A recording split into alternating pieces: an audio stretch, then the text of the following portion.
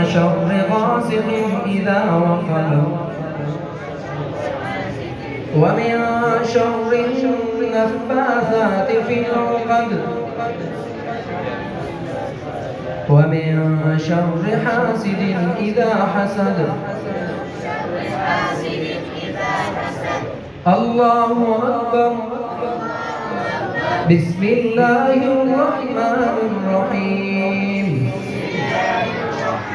قل أعوذ برب الناس ملك الناس إله الناس من شر الوسواس الخناس الذي يوسوس في صدور الناس